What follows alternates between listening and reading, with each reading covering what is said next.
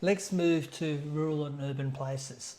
We've spent a lot of time on the case studies that we've done on Piedmont, okay, through the field work, and then also on Yass through our virtual field work in that space.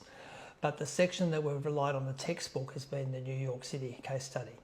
Now, it's very important there, once again, that you make sure that you use the basics and the framework of the textbook on New York, but explore further with the different headings.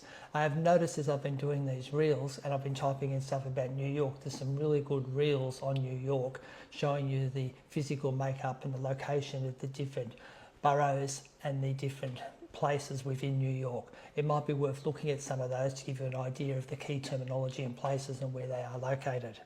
Now, remember, the theory is all pretty clear set in the textbook, but you can always add to it.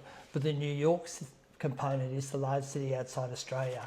I want to make sure that you come back to the syllabus, which you should have a copy of, digital or otherwise, and make sure that you're very familiar with the character and the spatial dimensions of New York City. Then the geographical processes shaping it, and there's a number of hidden syllabus points there where you've got to talk about a range of things.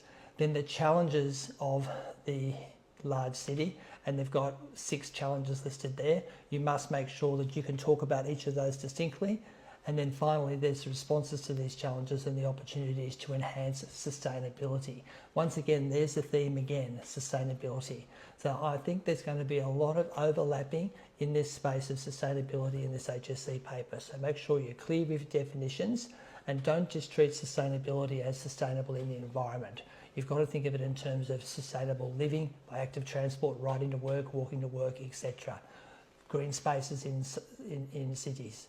So make sure that you're really on top of this aspect of New York, and every single bullet point you have to make sure that you can have detailed notes for a possible essay. And as I've said in the past, 2 or 3 pages on each bullet point, and then get your highlighter and highlight what the key facts you might use in the short answer questions.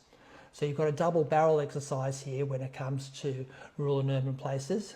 Each of the case studies have to be researched and learned from the point of view of a possible essay, all right, 4 to 6 pages, 600 to 800 to 1,000 words, or a short answer with multiple marks ranging from say 3 to 10. Okay, so that's rural and urban places. Once again, the textbook has its place. New York has been the main focus there, plus all the theory, and make sure you're on top of it. Okay, that's all for this bit.